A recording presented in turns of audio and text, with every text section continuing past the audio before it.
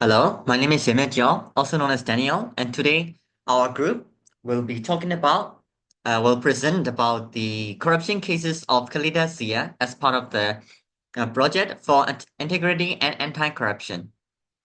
Okay, and so this is our team. Our team consists of these 8 members who have contributed equally to for all the within all the projects for this semester.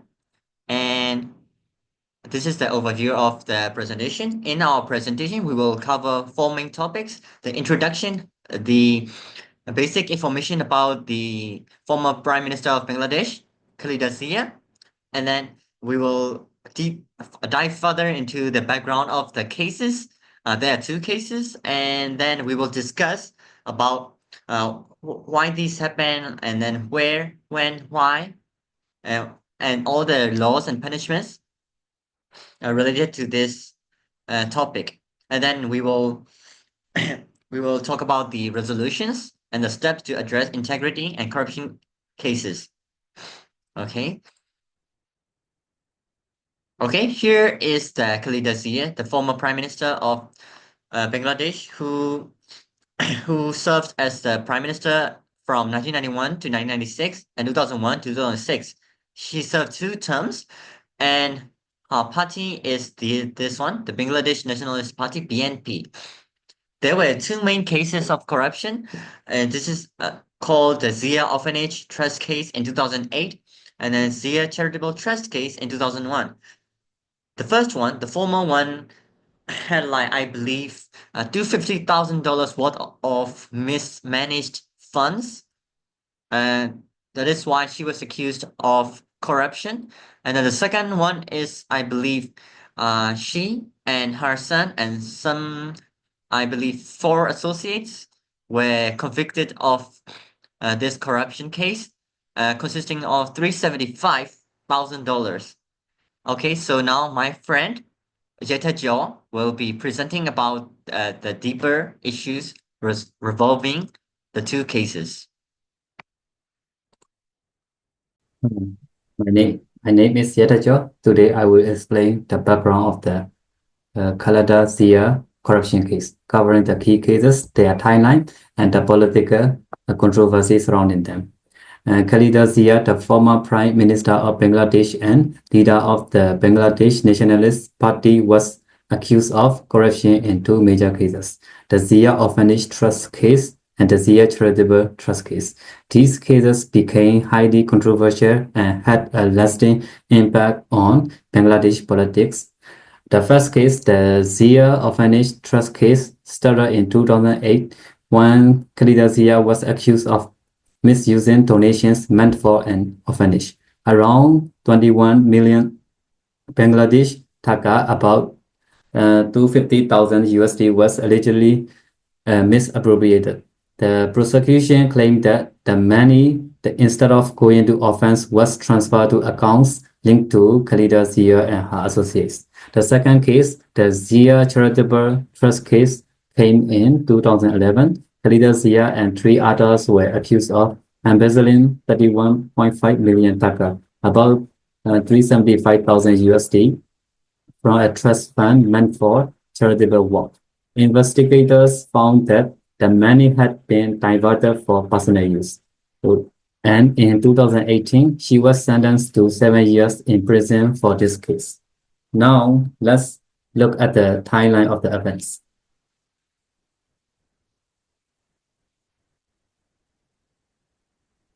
In 2008, the Zia Orphanage Trust corruption case was filed. In 2010, formal charges were made against Khalida Zia. In 2011, the Zia Charitable Trust case was filed. And in 2018, Khalida Zia was convicted in both cases and sentenced to 10 years for the Orphanage Trust case and 7 years for the Charitable Trust case. In 2020, due to health concerns, she was released on conditional bail but was barred from political activities.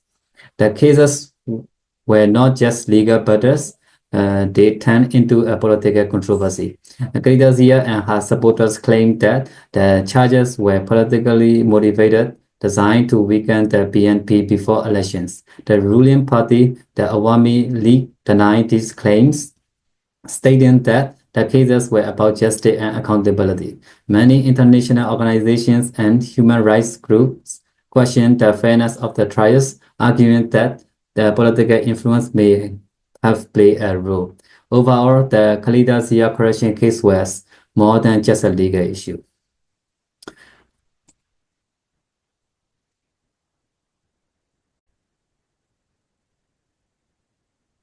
Hello, my name is Ong Si-Hing. I want to discuss about offenses committed, their applications, and the steps taken to address the corruption in the Khalida Zia corruption case. First, let's talk about offenses committed and legal implications. Khalida Zia was convicted under the Anti-Corruption Act of Bangladesh, and she was found guilty of misusing her authorities to that was supposed to help the offense. Instead of using the money, for its intended purposes, it was illegally utilized for personal or political gain.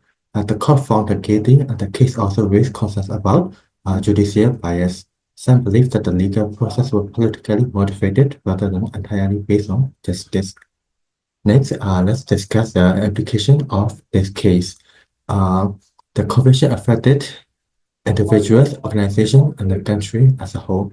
For individual, Khalida Zia was sentenced to prison, and her associates also faced legal consequences. For organization, her own party, the Bangladesh Nationalist Party, suffered political damage and a leadership crisis.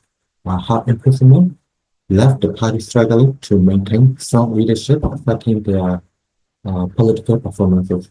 For the country, the case also damaged the Bangladesh international reputation. It raised concerns among the international organizations about the governance, fairness, and the legal system, and the political influence over judicial decisions. Finally, I want to present about the steps taken to address the corruption to this case. Stronger anti-corruption laws were introduced to prevent misuse of public funds and increase financial transparency were enforced, especially for political figures and charities, to ensure that funds are properly monitored.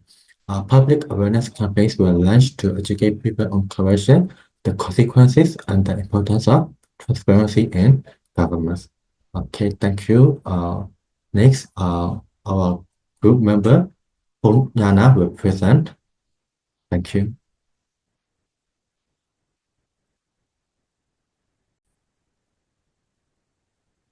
Okay, hello, my name is Ponya Nazwe. Now, let's talk about the resolution of this case and what we can learn from it. First, the case had a huge impact on Bangladesh governments. It showed that no leader, no matter how powerful, is above the law. Many people saw this as a positive step toward accountability. However, others believed that the case was influenced by political motives, raising concern about whether justice was truly served. Second, it brought serious question about the independence of the judiciary in any democratic country. The legal system must be fair and free from politician influence. But in Bangladesh, this case led to major debates about whether court decision was based purely on law or if they were being used as a political tool. That the case has international effect. Bangladesh's reputation in governance and corruption control was put under the spotlight, and organizations like Transparency International and the United Nations monitor the case closely.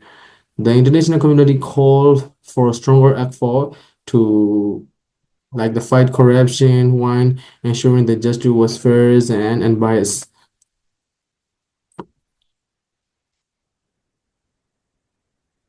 Four, there were major legal and political consequences, and Khalida Zia's conviction made it impossible for her to win in the 2018 national elections, which helped her rival Shiket Hasina's party win. This case also led to stricter anti-corruption laws in Bangladesh. and the government increased effort to ensure financial transparencies in charities and public funds.